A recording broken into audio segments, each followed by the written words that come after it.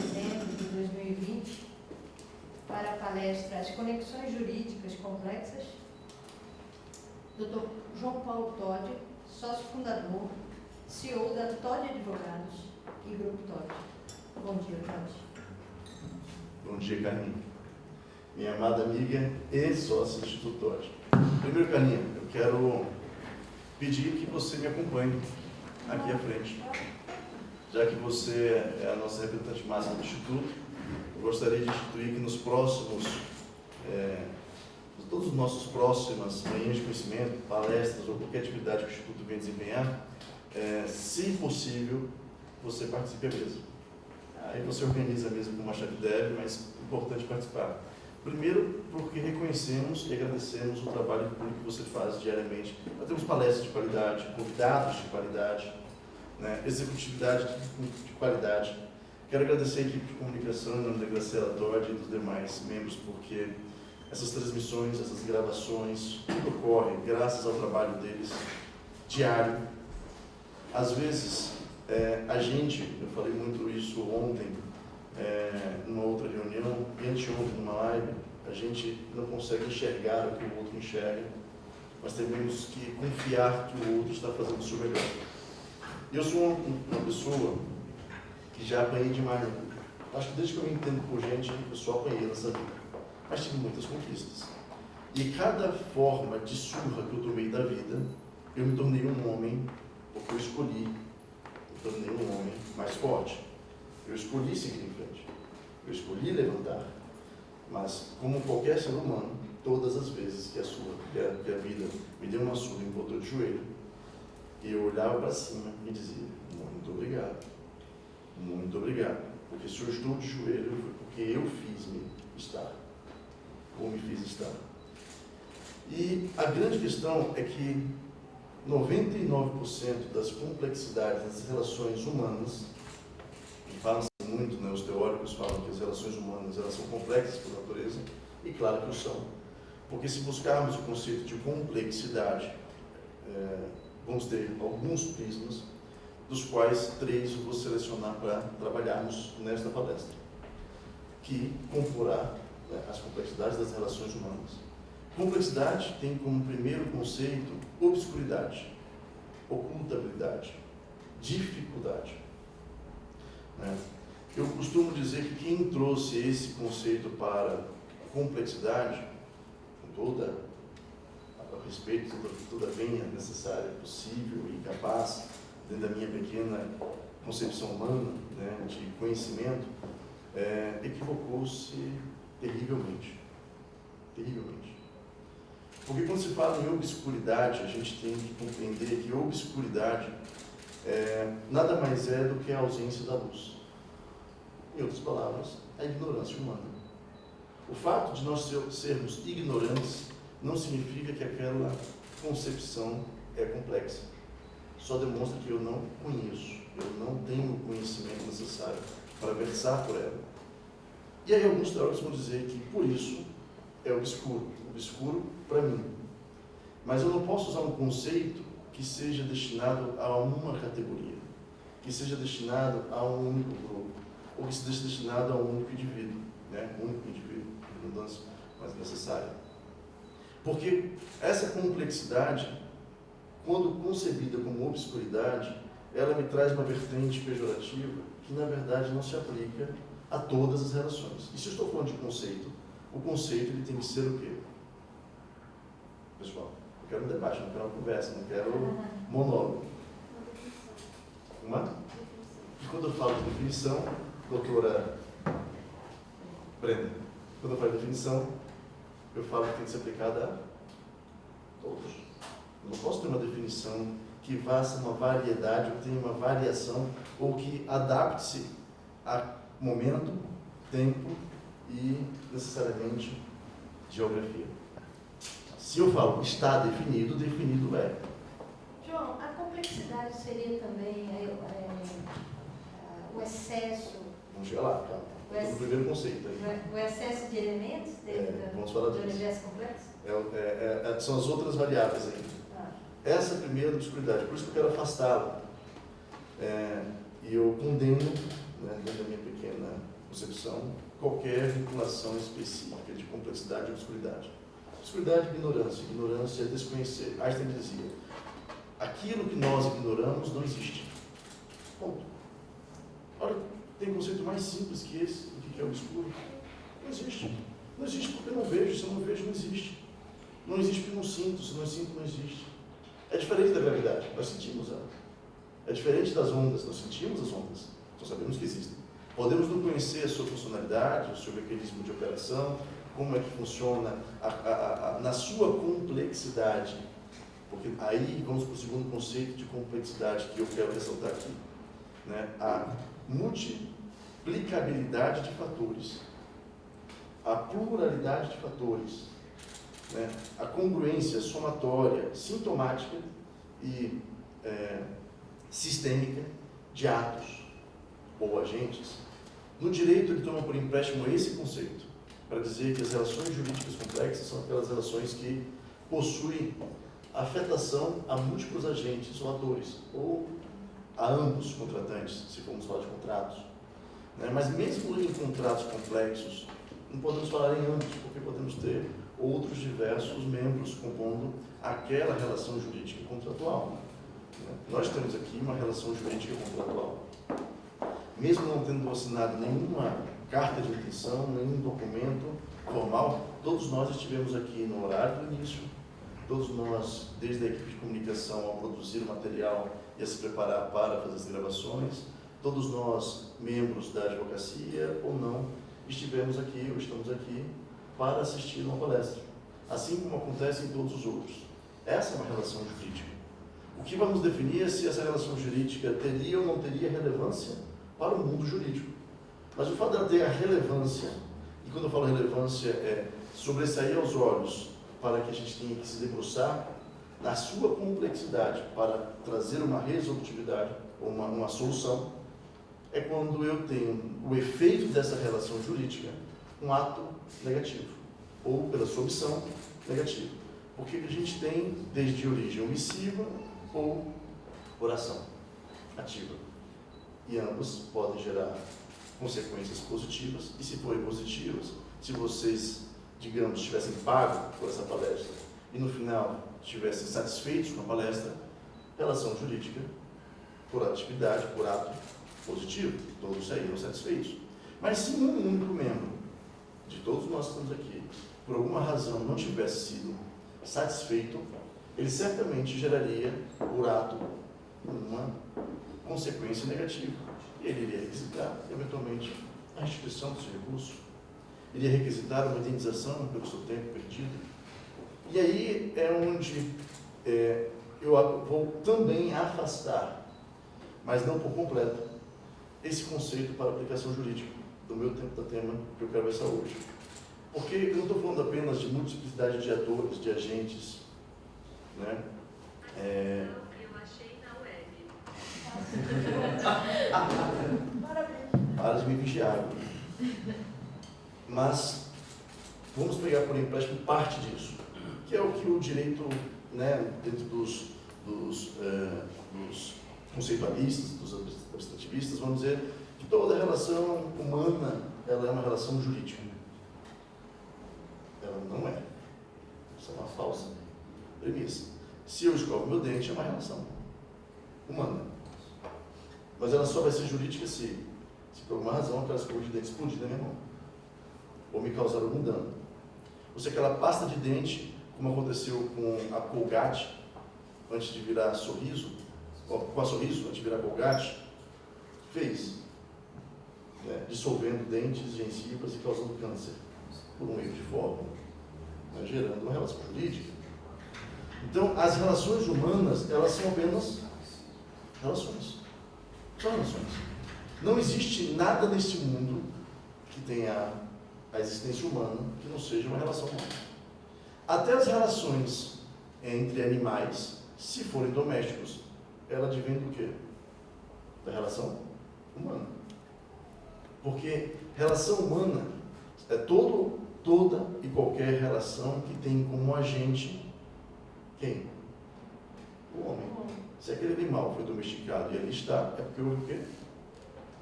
assim de um homem.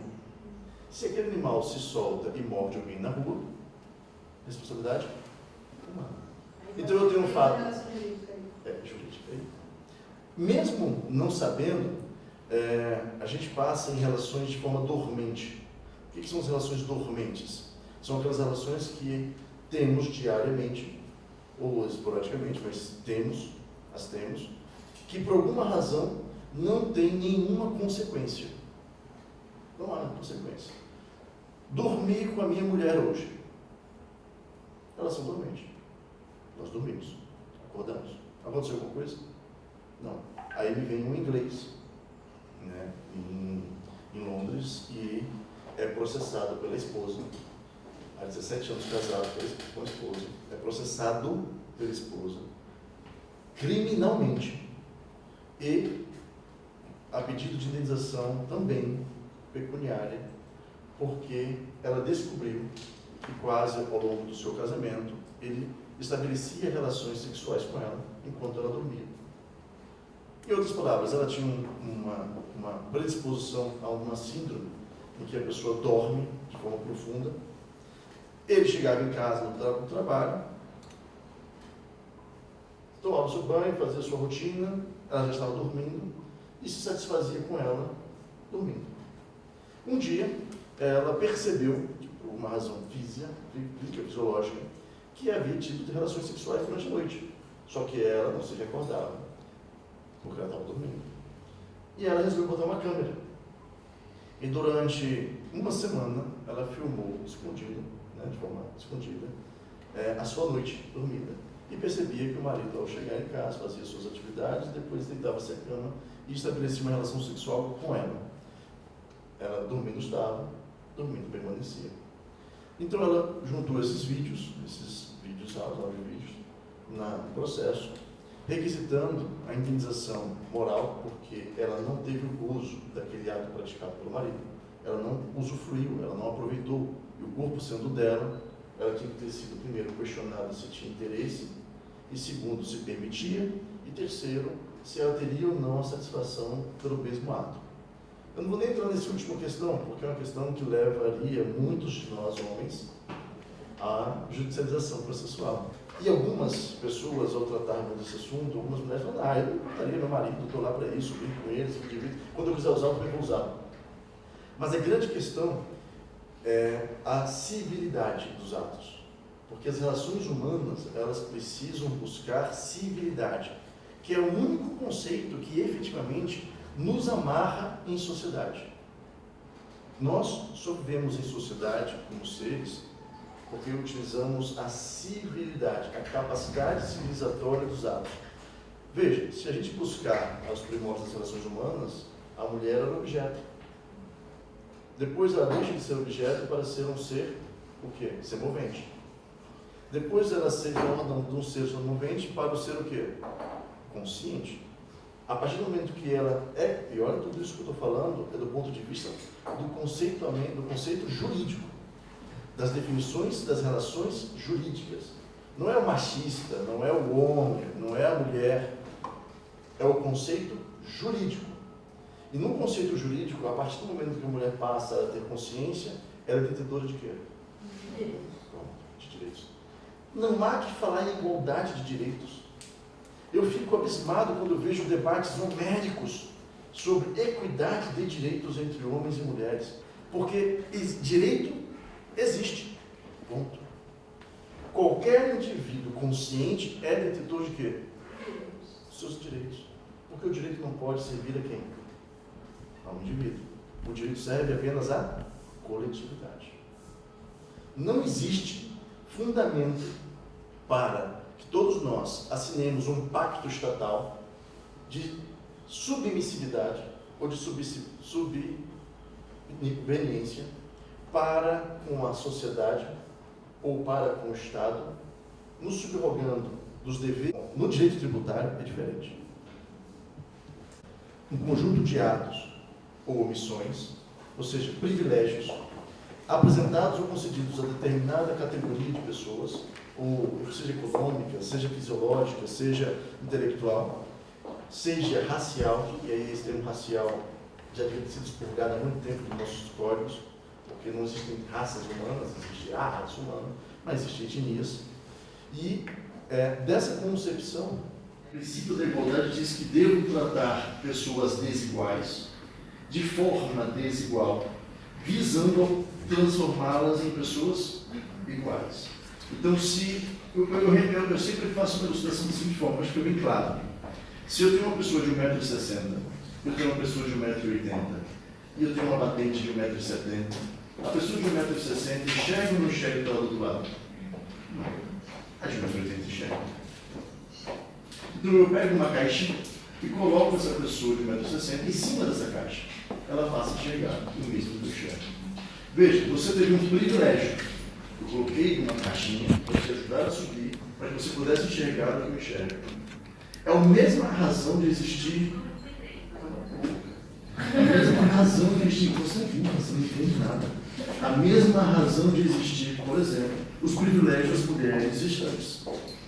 Ora, é natural que uma mulher gestante não possa ficar, ou mesmo que possa, fisiologicamente, mas não possa ser submetida a permanecer em pé numa mesma fila pelo mesmo tempo de uma mulher não gestante, porque nós não sabemos os impactos que aquela gestação está trazendo àquela mulher, àquele corpo. Algumas mulheres eu já ouvi falar, bobagem, estuda, né? Inclusive fica mais forte quando ela é gestante, de verdade, a maioria das gestantes ficam mais fortes porque elas têm um conjunto de hormônios produzidos de forma escalonada na cima.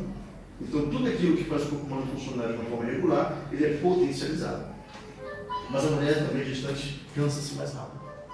Porque esse mesmo conjunto de energia que está sendo utilizado para produzir aquele novo indivíduo, aquele hospedeiro, aquele alienígena, é um alienígena. Vocês entendem que é um alienígena, né? Aquilo que nasce na barriga da mulher, no ventre da mulher e se mexe é um alienígena, porque não pertence a ela. O termo alienígena é aquele que é alheio ao ambiente. Ele é alheio ao ambiente, ele não nasceu com aquela mulher, ele não faz parte daquela mulher.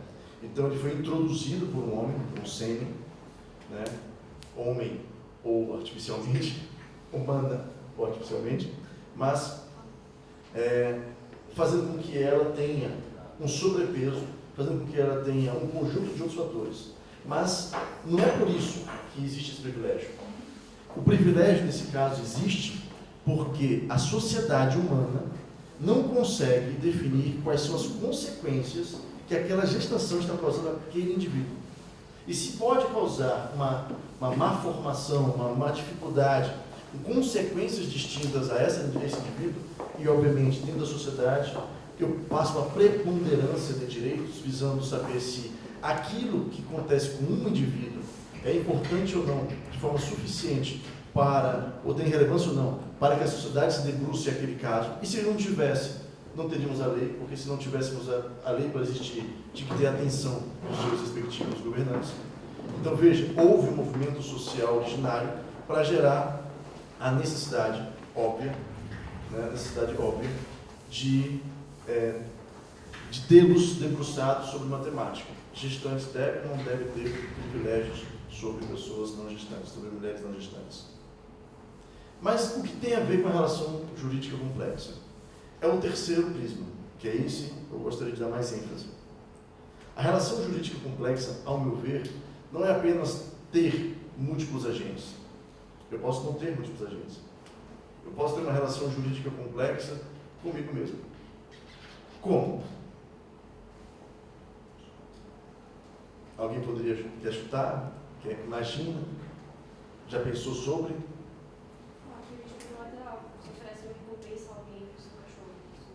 E oferecer uma relação, uma bonificação, uma gratificação para alguém achar o cachorro.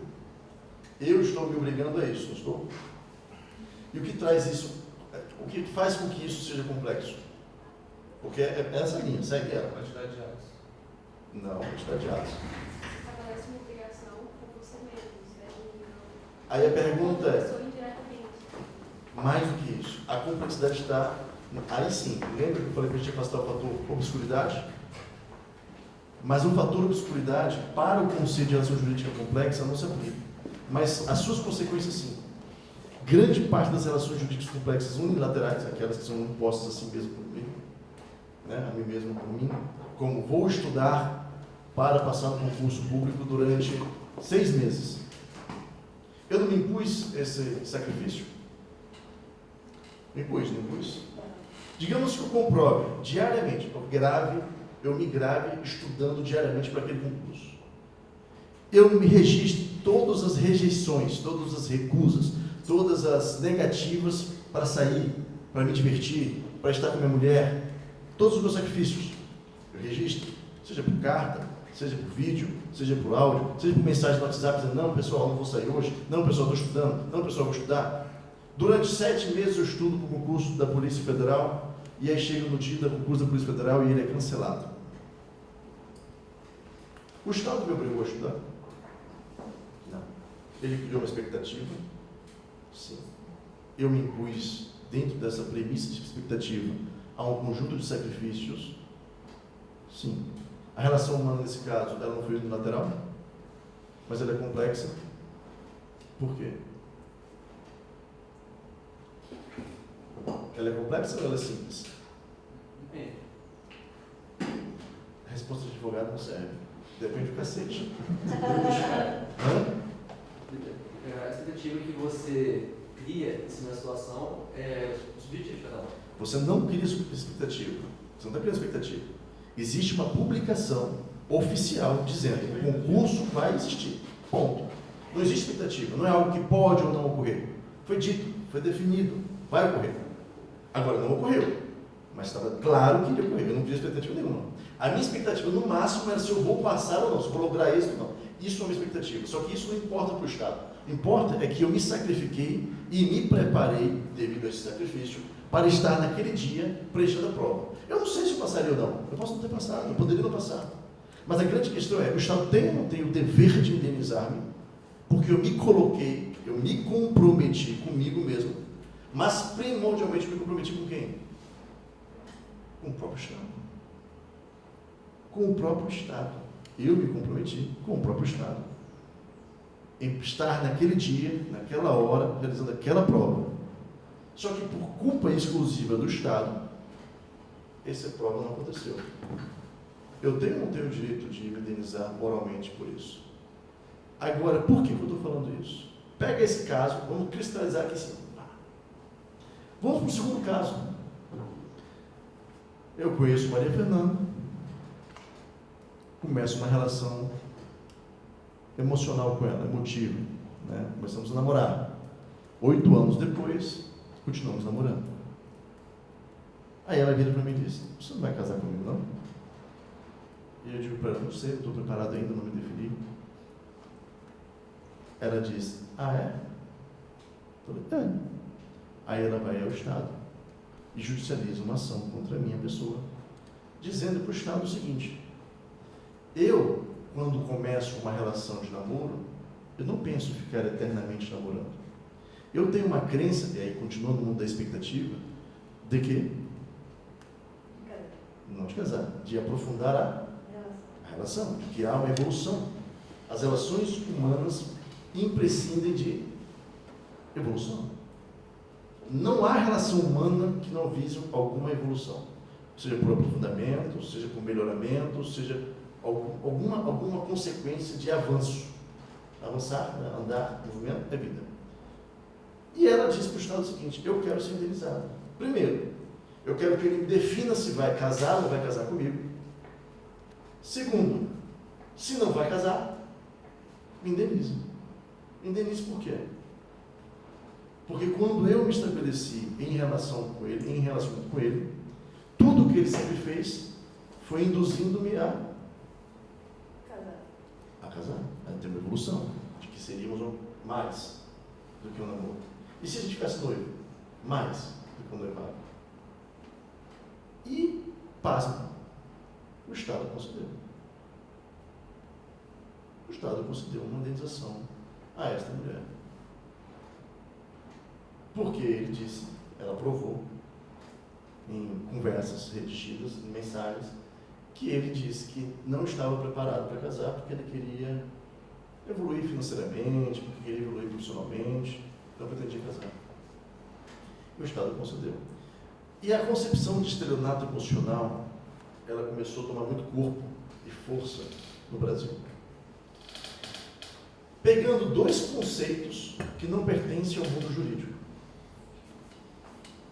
Um deles previsto no Código Penal, também tomado por empréstimo, e o segundo, emocional, que nunca fez parte do meio jurídico. Porque a emoção, a emotividade, ela só surge no meio jurídico.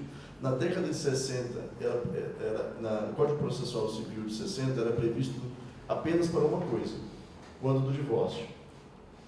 Se a pessoa tivesse culpa pelo dano emocional causado, a pessoa que deu culpa à rescisão do contrato de casamento, que não existe mais hoje, né, teria que o quê? Indenizar. Era indenizada. Assim como aquela que desse culpa negativamente, ou seja, por traição, perdia o direito a pensão, indenizações, herança, meagem, etc. Hoje ainda temos resquício disso. Quando temos por aí. O que acontece? Hoje ainda tem, né? O STF decidiu que não cabe a... Recente. Essa semana. Semana passada. Semana passada. Semana passada o STF decidiu que não cabe, quer dizer, a bigamia já é crime. Isso. Né? A bigamia já é previsto no penal, já é previsto no Código Penal. Mas a nossa, nós como civilistas, né, que defendemos, atuamos, defende que a questão da união estável ela vai além da questão matrimonial. O matrimônio tem a concepção religiosa por trás também, mas na prática, juridicamente falando, as pessoas têm que sim ter relação da forma que ela quiser. Se ela quiser ter 5 relacionamentos de união estável, ela vai ter, e essas mulheres que se comprometeram com esse indivíduo a ter essa relação estável, no caso do falecimento dele, elas têm direito, na nossa Constituição, a partilhar. Né? Mas hoje o Estado entra na jogada por uma questão muito maior do que o simples posicionamento que ele apresentou, para falar que não cabe. E retirar daquela pessoa que teria aquele direito, por conviver com aquela pessoa em meio estável, uma indenização que realmente ela se esforçou para ter no futuro. E olha que é interessante, em complemento a isso. Em 2009, eu advoguei para uma suíça que, ao passar férias no Brasil, conheceu um brasileiro, apaixonou-se, foi embora do Brasil com este brasileiro, lá na Suíça, casou com ele. Tiveram filhos. Lá para 7º, 8º ano de casamento, ele some, foi comprar cigarro e nunca mais voltou. Ele foi comprar cigarro e nunca mais voltou. Surge Facebook e o advento das redes sociais. Tem aquele boom. Um dia, uma mulher aqui no Brasil, em São Paulo, recebe uma mensagem em seu Facebook. Oi, tudo bem? Eu sou casado com seu marido. Eu sou casada com seu marido. Se você quiser saber mais, me ligue. Deu o telefone. Elas se conversaram, trocaram mensagens e descobriram que ele voltou para o Brasil e fez o quê? Casou no Brasil.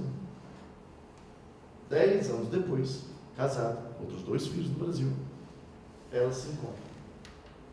Ela, suíça, vem para o Brasil e as duas preparam um jantar especial para ele.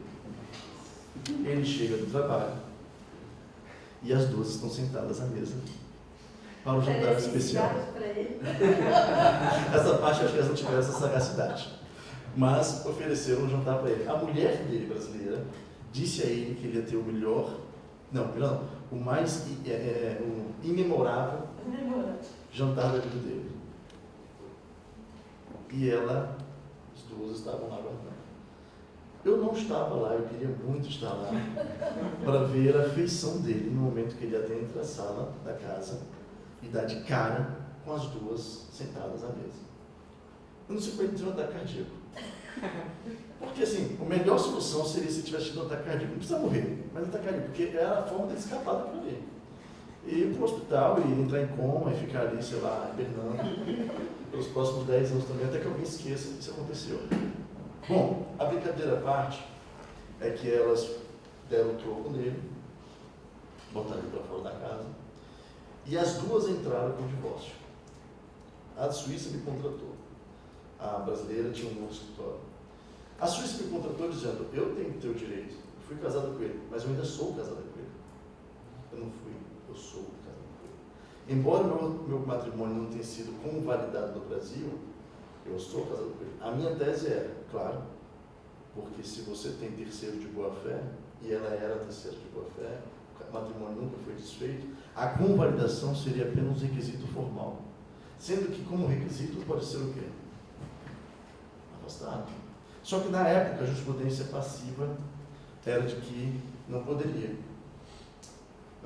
fazer jus aqui, porque, em tese, a relação jurídica deles lá não gerariam efeitos aqui, no Brasil, o que é uma abominação.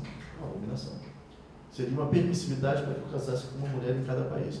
Não que eu fosse achar ruim, mas eu acredito que não seria um bom negócio. A grande questão toda é que nós fomos até o STF e vencemos essa causa. E ele teve que dividir metade do patrimônio dele para uma mulher e metade para outra. Não foi metade da metade, foi metade e metade.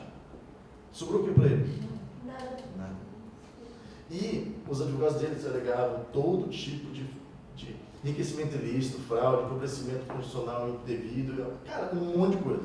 Mas o STF manteve até o final a sentença de primeiro grau, que o tribunal manteve, de que elas faziam jus à meiagem, porque ambas eram casadas com união parcial de bens. Ambas eram casadas com união parcial de bens. Lá na Suíça e a outra no Brasil. E o cara ainda construiu o patrimônio do Brasil, depois que foi embora da Suíça. Bom, brincadeira à parte, é que nessa composição de relação, eu tenho uma complexidade de fatores, não temos? Mas o que realmente transforma em complexa essa relação?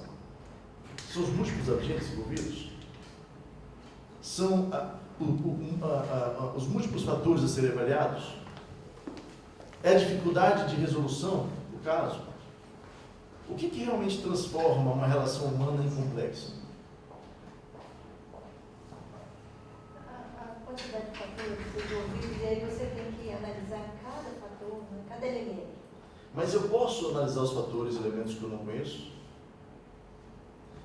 Eu tenho condições. Só se você tiver fatos, né, ligados a Mais cada do que elemento. isso, Carlinhos. O fato já existe. O fato é aquilo que ocorre no mundo tangível. Aqui, neste momento está ocorrendo um fato. Isso é um fato. Se ele vai ter relevância jurídica ou não, é irrelevante nesse momento, mas pode ocorrer, como eu já disse. A grande questão é, a complexidade pode ser caracterizada se eu não tiver conhecimento dos múltiplos fatores? Não, Eu não, posso- não existe. Pronto. O que você não vê, não existe. O que eu não vejo, o que eu não conheço, o que eu ignoro, não existe. E juridicamente isso é correto? No direito, não existe o que é correto. É. Existe a melhor narrativa. Aquela que convence.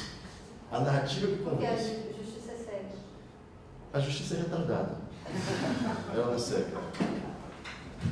E eu, quando eu falo isso, eu não falo de forma pejorativa. Eu falo o termo real, ortodoxo da palavra brasileira, portuguesa, retardada. Aquela que tem retardo, ou seja, dificuldade cognitiva, uma demora cognitiva de compreender fatos. E por que ela é retardada? Porque a justiça, a palavra justiça, ela não existe, tá? A palavra justiça jamais deveria ser recorrentemente utilizada por advogados. Advogado, para mim, sério, não fala em justiça.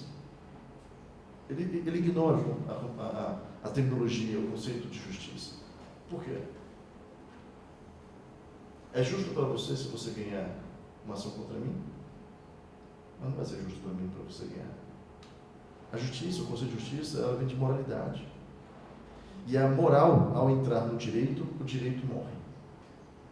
Uma vez que a moralidade, o termo moral, não estou falando ética, estou falando moralidade, moral, permeia, ela influencia o direito, não existe mais direito. Existe consenso. Ou achismo. Ou senso comum. São três coisas que são completamente subjetivas. Então não há falar em justiça no direito.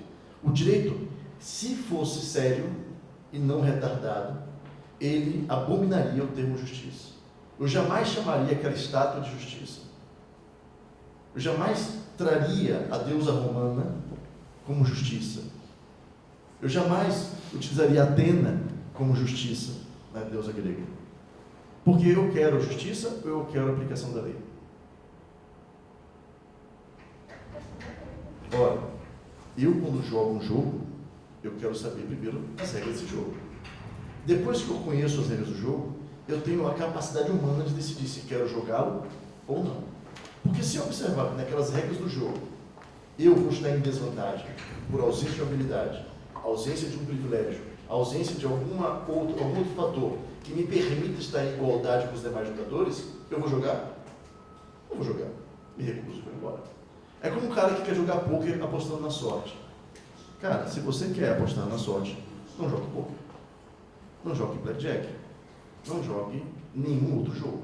Porque sorte é o único fator, né? Os italianos chamam de fortuna.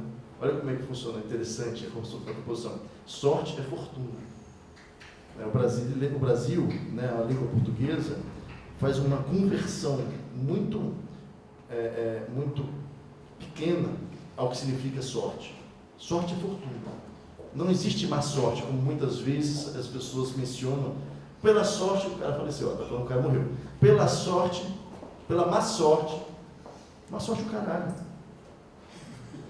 Má sorte não existe. Não existe. São duas palavras que não combinam, não condizem na mesma frase. Sorte é fortuna. É o que é bom, é o que agrega, é o que valoriza, é o que lhe beneficia. Se não faz isso, não é sorte, é azar. Essa é a concepção, é azar. E se eu estou falando das relações jurídicas complexas, estou falando da capacidade humana de compreendê-las ou não, e se eu não compreendo, significa que eu ignoro, se eu ignoro, eu não conheço, se eu não conheço, ela não existe para o meu mundo. Quantos mundos nós temos aqui para analisar o mesmo fato? Quantos? Então eu afasto o conceito de justiça, porque o conceito de justiça é meramente subjetivo. No conceito de justiça, eu vou utilizar um juiz amigo, não um juiz imparcial. O juiz amigo. É pelo conceito de justiça que aquele juiz amigo, ele olha para mim e fala, pô, mas o cara é meu amigo. Eu não posso não ser justo com ele. Já me ajudou tanto na vida.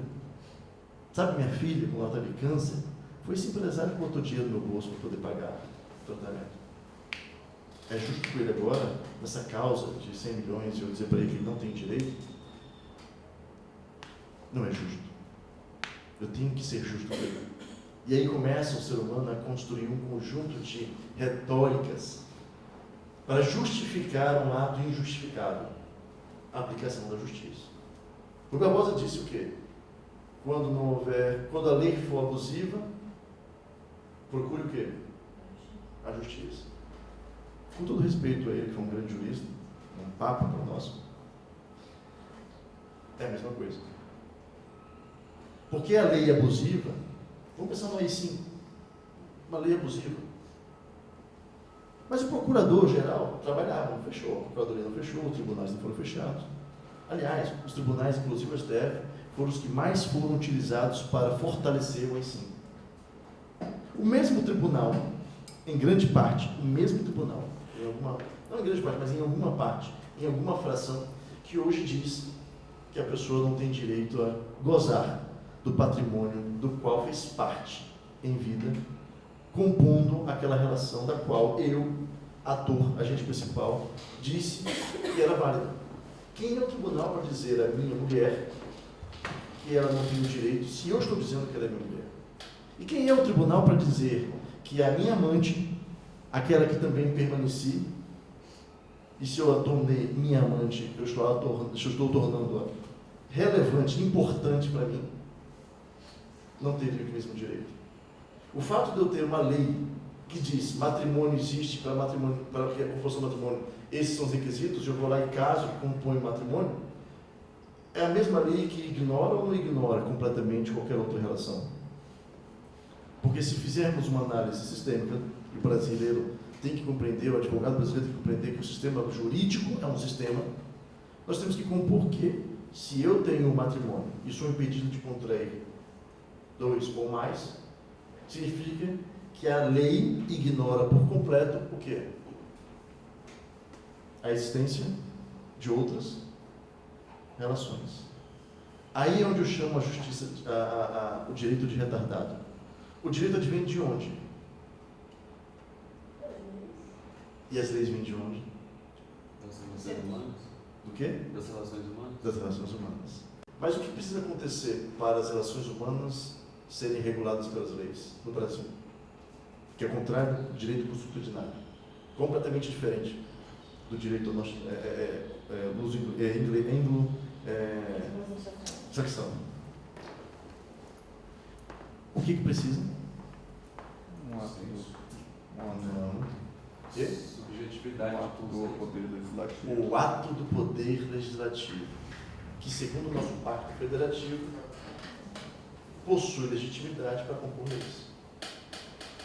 Então eu preciso que no mínimo um homem adote aquela relação humana como relevante para se jogar em pauta de discussão para um conjunto de representantes definirem se ela tem relevância ou não jurídica dentro das relações humanas para ser positivada, para que eu passe a prever.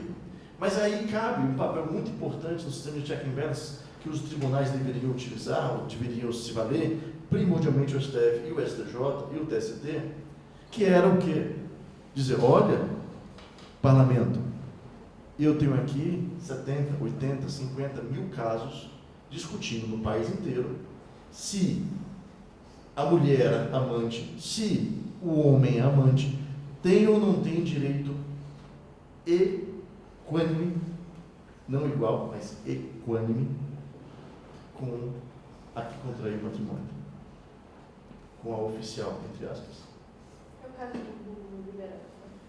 É exatamente o caso do Liberato. E por causa deste caso, especificamente, e mais do que isso, pela aversão que o tribunal possui ao advogado deste caso, é que ele decidiu, para arrebentar toda a construção dessa ideia, dessa tese jurídica, e dizer que naquela pequena situação, muito específica, no interior do Brasil, chamado, o país quintal da Bahia, chamado Sergipe, com todo respeito aos sergipanos, mas é o quintal da Bahia, ter negado o seu direito de fruir da Previdência.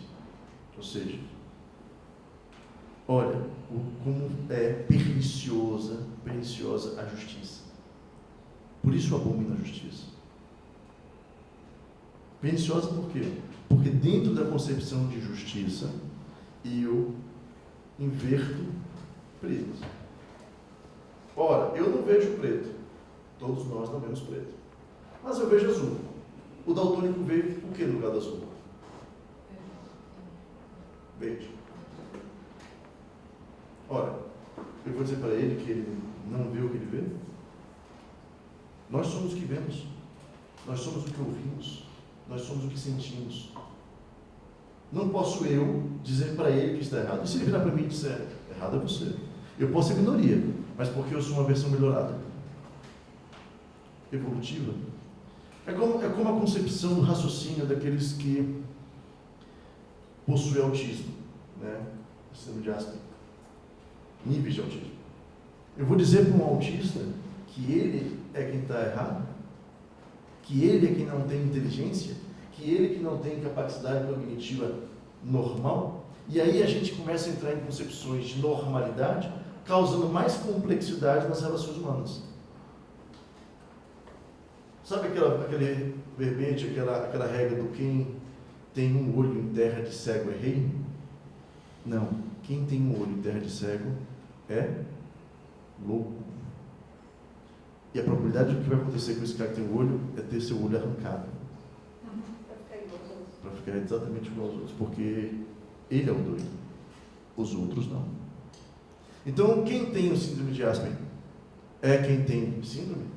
Ou nós que padecemos de uma síndrome muito pior? A síndrome da ignorância. Nós somos humanos. E como humanos, nascemos sabendo e nascemos não sabendo. Se a própria concepção de vida é construção de conteúdo, de conhecimento, Como eu posso, na minha soberba, dizer que ele está errado? Que ele é quem tem problema? Síndrome do pensamento acelerado. Síndromes, mais síndromes, mais síndromes. Agora, o que tudo isso tem a ver com, por exemplo, o ordenamento jurídico? É que aquele que possui a síndrome de Asperger não pode contrair direitos e deveres. Ele não pode estabelecer um contrato. Ele não pode ter uma conta bancária. Ele não pode contratar, comprar, vender, porque na cabeça do jurídico, na mente da concepção humana jurídica, ele é o quê? Incapaz. Incapaz. Ele é incapaz. Assim como a mulher também era incapaz há 50 anos. Ela não podia votar. O negro nos Estados Unidos não votava 50 anos atrás. O negro, eu nem vou falar nada, mas a mulher, negra ou branca, porque o negro é uma distinção ainda, é uma subdistinção, é um aprofundamento de o quê? De disparidade. Agora, a mulher, qual a diferença entre um homem e uma mulher? Ela é o cabeçalho e ele é o delta. Só. Porque um entra e o outro sai, né? Porque fora isso, o que acontece de diferença? Qual a diferença? A Sabrina levanta mais peso do que todos nós homens juntos. Então vai dizer que a mulher é mais fraca que o homem? Eu tenho uma amiga que é campeã, é tricampeã brasileira de taekwondo. Eu não conheço um homem que derruba essa mulher. Não conheço. E ela tem 1,60 m. A bicha é um monstro. Não tem. Tem um vídeo dela, num bar, o cara lá tirar a satisfação dela, o cara 2 vezes o tamanho dela quase, ela deixou o cara no chão em menos de 2 segundos. No chão. A mulher é mais fraca que o homem.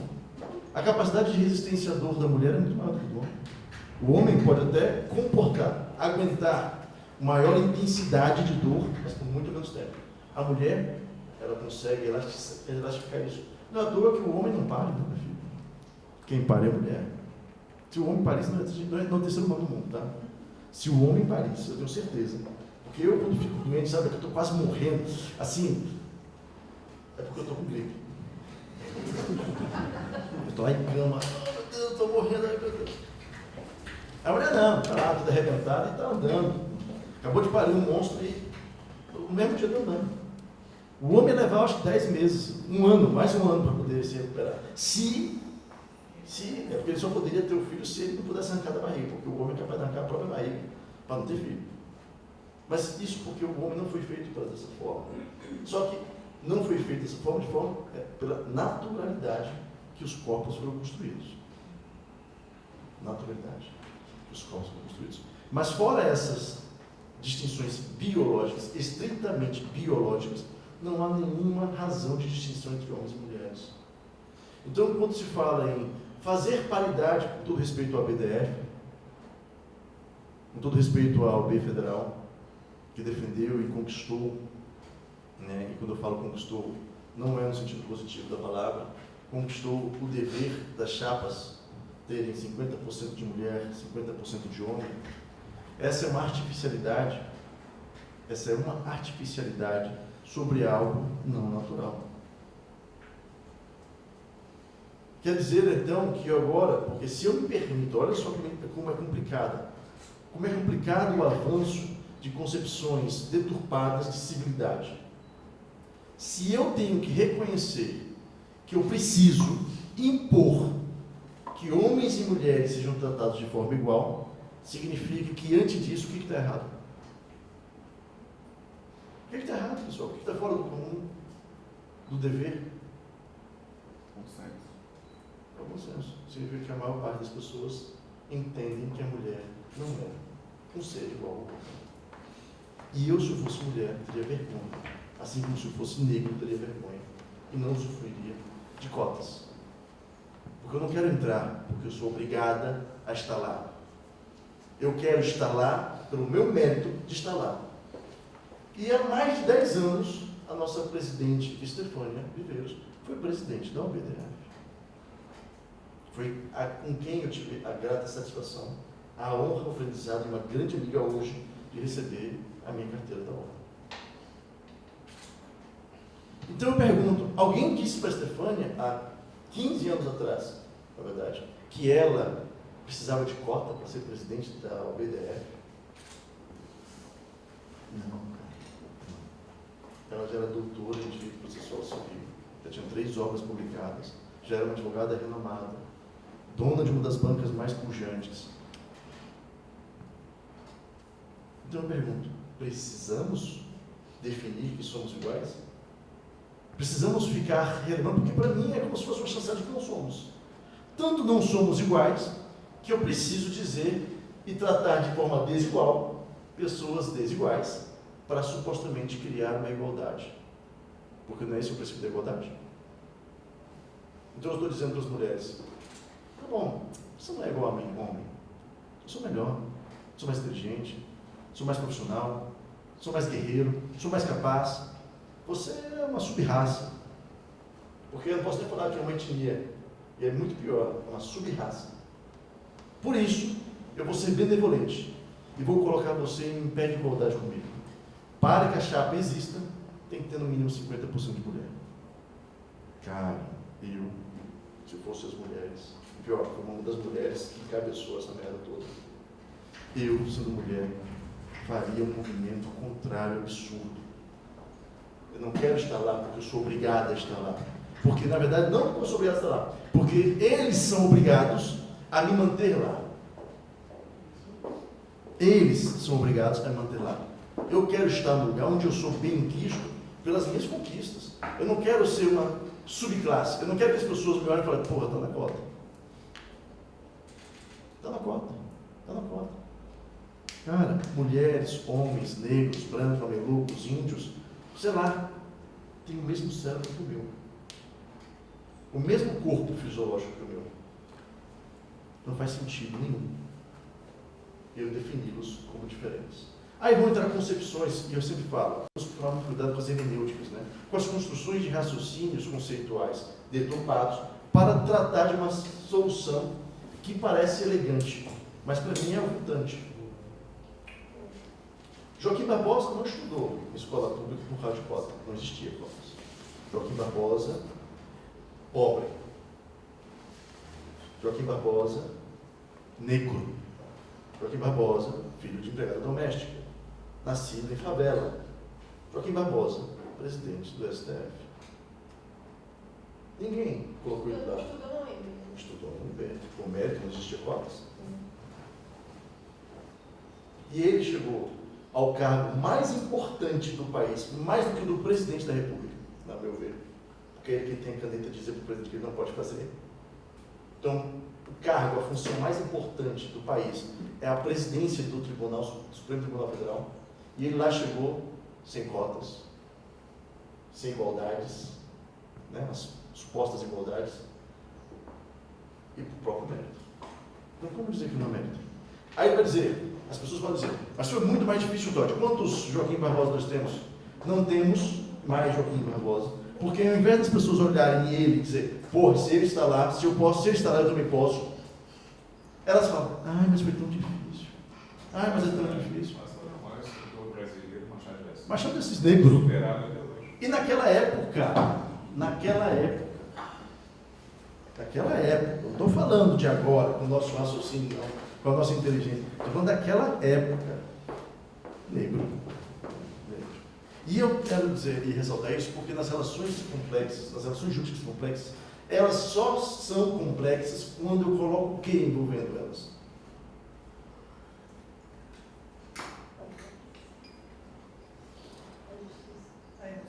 A emoção. Então, as relações jurídicas complexas não são aquelas que ignoramos, não são aquelas com múltiplos agentes, são aquelas em que imbuímos de emoção. A partir do momento que estão imbuídas de emoção, eu não tenho mais capacidade de vê-las, ou seja, eu as ignoro como solúveis. Eu ignoro a existência de múltiplos agentes, porque a própria multiplicidade de agentes, para mim, vai ser uma justificativa de que é difícil. O besouro, né, em tese, não poderia o quê? Voar. Os besouros, em tese, não poderiam voar. porque a massa corpórea deles é muito grande comparado ao tamanho das asas. Besouro voa? Voa. Alguém esqueceu de dizer para ele que a física, que ele está enfrentando a física. A formiga carrega até 1000 vezes o seu próprio peso. Uma formiga carrega 1000 vezes o seu próprio peso. É contra a física. Alguém disse isso para ela? Não. Os golfinhos têm relações não humanas complexas. Eles conversam, eles marcam o território, eles definem estratégias de ataque, eles definem estratégias de sobrevivência, eles têm raciocínio. Os golfinhos. As baleias orcas. Eles têm percepção. Muitas Essas percepções. coisas. As baleias orcas, vocês sabiam que as baleias orcas, quando elas vão caçar, assim como os lobos, elas têm um padrão muito semelhante, mas elas têm uma técnica que não é vista em nenhuma outra relação animal. Elas vão para o fundo, em grupos de 6, 7, e lá embaixo elas soltam bolhas de ar.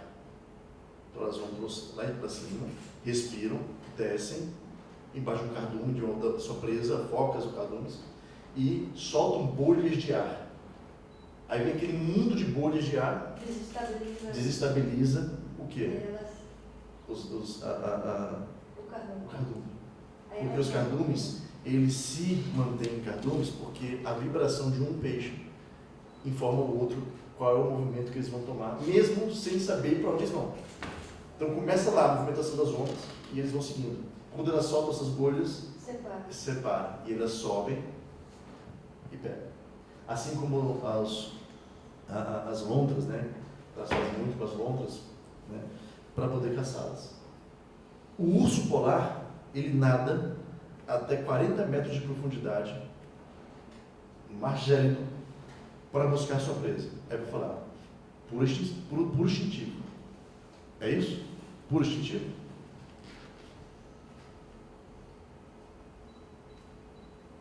Instintivo tem que ser aquilo que de alguma forma foi racionalizado. Ao contrário do instinto de sobrevivência, daquelas percepções básicas de sobrevivência, os atos de sobrevivência não são instintivos. Eles já foram racionalizados muito forte. Em algum momento, eles foram ensinados. O urso polar não pula no mar gélido porque ele acha que pode. É porque alguém ensinou ele a fazer isso. O seu pai, a sua família, a sua mãe, ou outro próximo.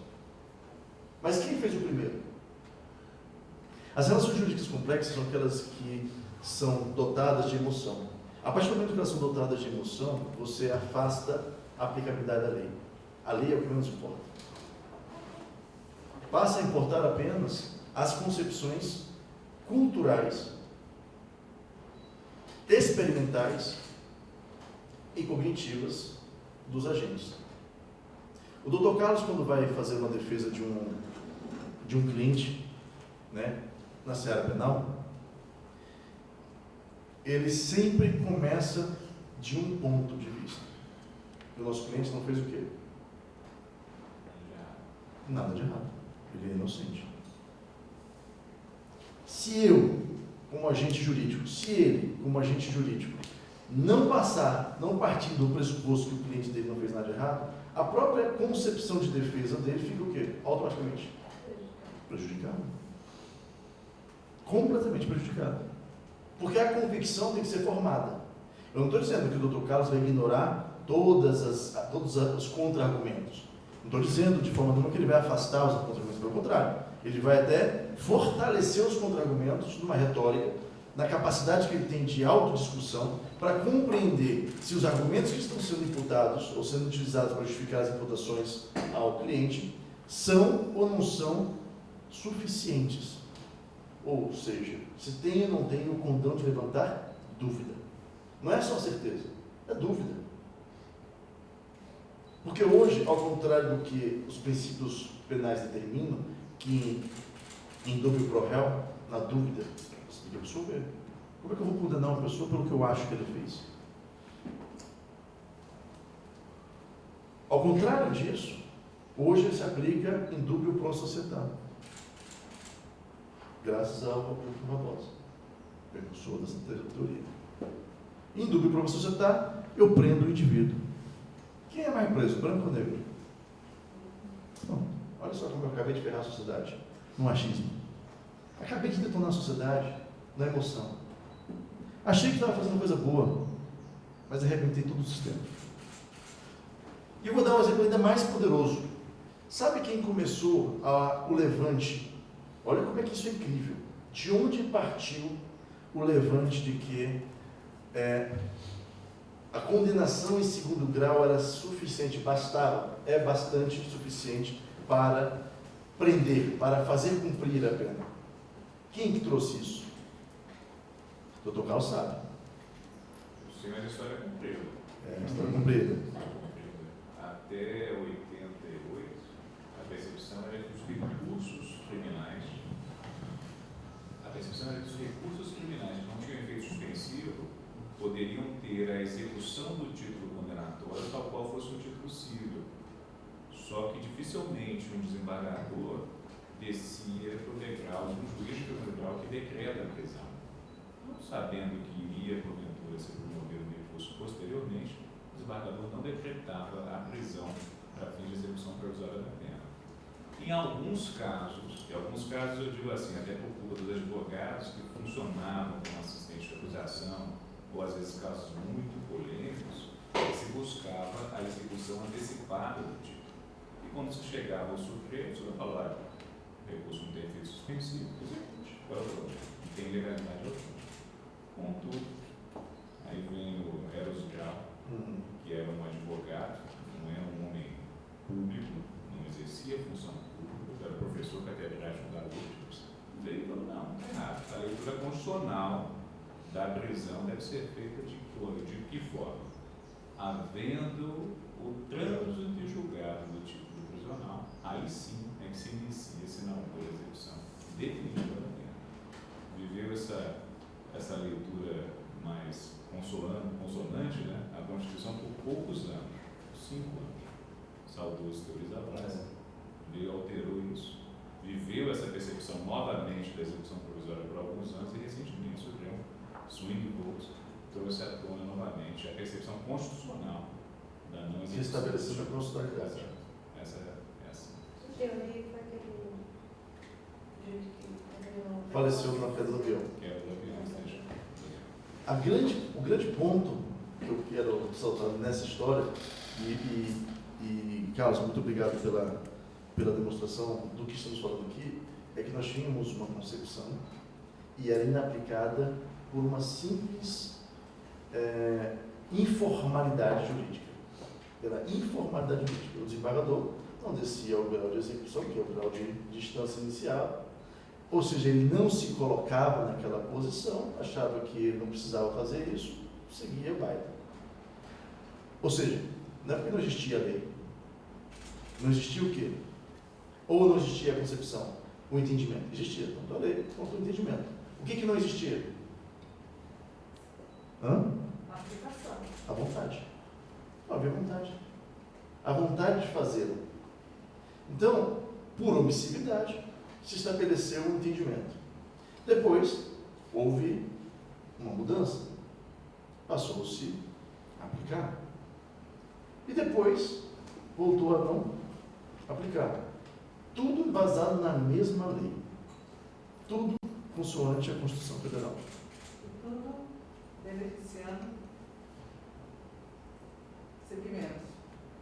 A questão de beneficiar segmentos é na concepção também individual das decisões, porque na coletividade das decisões não beneficia segmentos, beneficia todos, ou prejudica todos.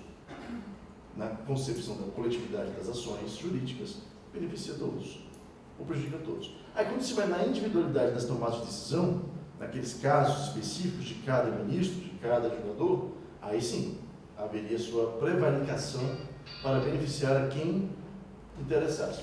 Mas isso tudo é uma suposição. Dentro da realidade que vivemos, é que a lei fria, se não aplicada de forma fria, ela é aplicada de forma subjetiva, aquecida, Aquecida existe só um tipo de aquecimento, a emoção. E aí, quando eu aplico uma roupagem de emoção, quando eu coloco a minha toga de Batman e não de juiz, ali ela é secundária. A minha vontade é primária. Só que a minha vontade, quando definida em graus maiores, ou seja, de legitimidade, né, estatal, passamos a transmitir mensagens. Isso é notório, mensagens. Mensagens essas que, quando a gente recepciona cognitivamente, a gente começa a utilizar elas a nosso favor. Porque o homem não utiliza o nosso invejo, a nossa prejudicação. A gente nunca vai fazer nada contra nós mesmos, exceto se houver alguma disfunção.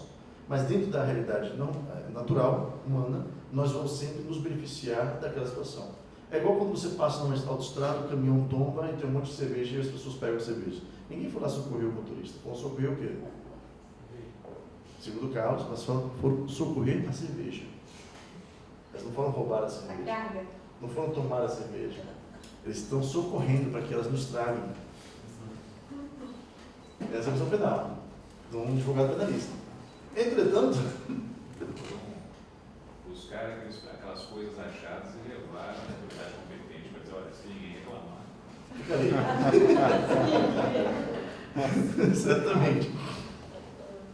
Mas essa reação humana é beneficiar-se, é natural. Buscar beneficiar-se do que há posto. Quando entramos nessas relações complexas, considerando aquelas que efetivamente possuem emoção, o que a emoção causa psicologicamente nas pessoas? Antes do caos. Expectativa? Não, antes da expectativa. Eu estou apaixonado, eu vejo os defeitos dela? Só a perfeição. Não. Eu amo meus filhos, eu vejo os defeitos deles? Eu corrijo como pai aquilo que eu acho que eles estão me desagradando. Não que eu não ache correto. Me desagrada. Tem pais que não se importam dos filhos comerem em sofás, assistindo televisão. Mas tem pais que se importam. Não é se está certo ou se está errado. É o que me agrada ou desagrada como pai, como genitor. A minha concepção de ser agradado. Então, quando eu falo minha filha, de 6 anos, vai lá embaixo, de noite, 10 da noite, vai lá embaixo no jardim, na churrasqueira, abre o freezer, traz para mim aquela cerveja mais gelada que você encontrar, que eu quero, o papai está assistindo televisão aqui e um jogo de futebol. Aí ela vai lá, desce 3 níveis, vai até o jardim, pega a cerveja e volta. E me entrega e fala, sim, meu amor, o que eu posso fazer mais por você, papai? Agora costa minhas costas. Porque o filho só serve para isso, né? O filho tem que servir para alguma coisa. Só dá trabalho e gasta dinheiro. Claro que não, né? Eu falo até acredito, né? Fiquei com pena dessa música. Primeiro que jamais se deve pedir um filho que viu cerveja em qualquer lugar. Toma, foi assim que eu fui criado. E aí eu vou fazer um adendo aí. Eu fui tipo de mãe que viu os efeitos dos filhos e ficava contra. Você mesmo não sabe disso. Esqueci que a mãe estava na sala. Vamos lá. É o que ela conseguiu causar agora, a emoção. Caos. E é nessa concepção de emoção, para a gente. Não sei como é que está o nosso tempo de tempo. Até Estamos duas da tarde, aproximando do final. É. Você quer que alguém faça alguma pergunta? Vai fazer daqui a pouquinho, só concluir a questão da emoção. A emoção, ela corrompe. A palavra correta é corromper. Corromper. O que é o corrompimento? O que é corromper? Corromper. Corrompimento. Romper com a ordem? Corromper. Corromper é corrompimento. O que é rompimento? Cortar, tirar, algo que não é normal. Separar. Romper significa Separar. partir. Partir. O que vai fazer dali para frente não se sabe, mas romper significa partir, romper. Quando rompi o cordão umbilical, rompi, parti, separei. Com rompimento, com separação. Então, corromper a emoção separa a sua capacidade racional da capacidade emocional. A emoção, então, faz com que você se afaste do quê? Daquele check and balance que nós fazemos mentalmente. Check and balance é um sistema de pesos e contrapesos que as unidades, né, de poder, legislativo, executivo, judiciário, possuem entre eles. Porque o poder, ele é muito importante. O poder, ele é corrompível por sua própria natureza. E corrompente. Porque o poder, ele não se sacia em si mesmo. Quem tem poder quer ter mais o quê? Mais poder. Por isso, existe o check and balance, pesos e contrapesos. Quando um poder se corrompe ou começa a corromper o sistema, vem o outro poder e freia ele. Puxa ele e fala, não, volta aqui. Por isso que para a democracia, para um Estado democrático, não de direito, mas democrático, eu preciso ter instituições, elas todas fortes, poderosas. Poderosas essas porque, se não forem, aquela que possui mais poder toma, engole os outros. Por isso, corrompe-se a sociedade. E aí vem a questão da emoção. A emoção, ela corrompe o homem. O homem, ele é feito de 2 hemisférios. Criatividade, fato, realidade. Razão, emoção. Certo? O corrompimento da emoção é quando aquele poder emotivo é maior do que a capacidade de racionalizar os efeitos. Se eu for em vocês e causar dor, houve ou não houve emoção? Um tipo de emoção. Agora, alguns vão reagir e me bater, querendo me causar dor igual. Alguns vão encolher, alguns vão ceder, alguns vão correr. A dor, o sofrimento, a emoção, ela é legítima. Toda ela qual for, é legítima. Se a sentimos, é legítimo. Agora, o que fazemos a partir dali depende da capacidade de racionalizar o que está sendo feito, o que está ocorrendo dentro de mim. Então, o corrompimento das relações de formas jurídicas, de formas atornadas complexas, é a partir do momento que eu permito que aquela emoção me conduza e não mais o raciocínio. Por isso, alguns advogados fazem, né, deliberadamente, atos que são depois repugnados, né, atos que são depois afastados, como brigar na audiência, ofender uma parte, querer bater no juiz, porque ele permite que a emoção corrompa a capacidade dele de raciocinar, de racionalizar o que está acontecendo. Agora, veja, nas relações complexas jurídicas, elas passam a ser complexas quando essa emoção rompe com a nossa capacidade de raciocínio e faz com que a gente desencadeie a operação do caos. E aí o caos gera mais o quê? Mais emoção. Que por sua vez gera mais caos. E esse ciclo vicioso é o que nos leva a ser o país mais perigoso do mundo, com o maior número de processos no mundo, com maior inserção de processos novos por ano no mundo, com a Suprema Corte mais abarroada, processualmente falando, do mundo, e com o maior número de advogados do mundo. Na sua opinião, onde tinha que mudar para melhorar? A mudança tem que acontecer na mente humana. E essa mudança só vai acontecer com a educação, com a capacidade das pessoas aprenderem. E as pessoas não vão aprender por si só, porque o aprendizado prescinde de curiosidade, mas também de orientação.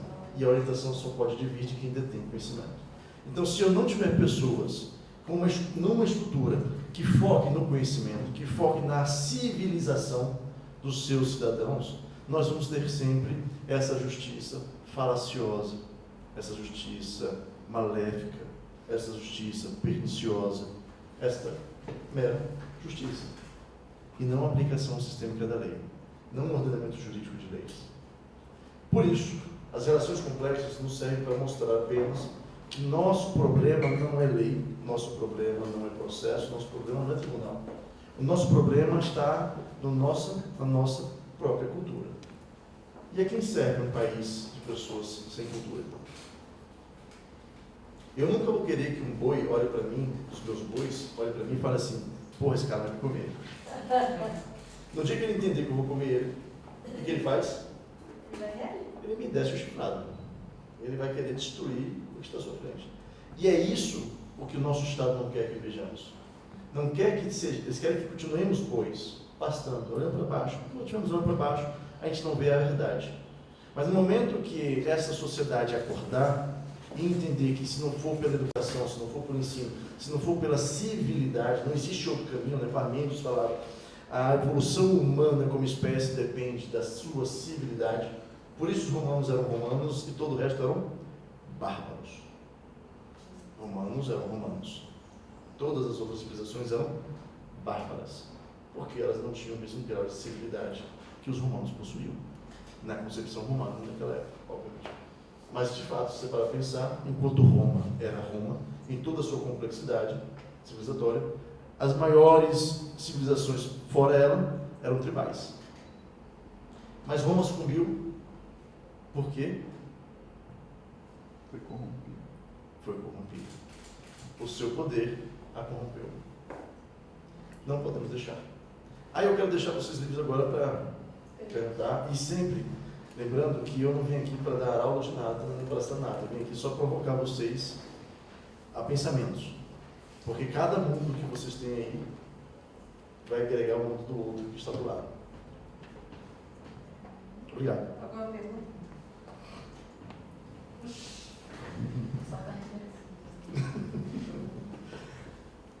Eu saquei de outra. É isso também, né? Tem que... Mas devia estar mais inspirados. Nenhuma pergunta? João Paulo, muito obrigado pela sua participação na Manhã de Conhecimento. Você quer fazer mais alguma consideração? Só agradecer. Final de ano, essa é a última Manhã de Conhecimento. Agradecer a todos vocês por estarem assistindo, agradecer quem vai assistir pelos nossos canais oficiais, agradecer a cada um de vocês e as equipes por nos ajudar a ir para frente nesse processo civilizatório, inclusive interno, porque nós temos as micro-sociedades, né?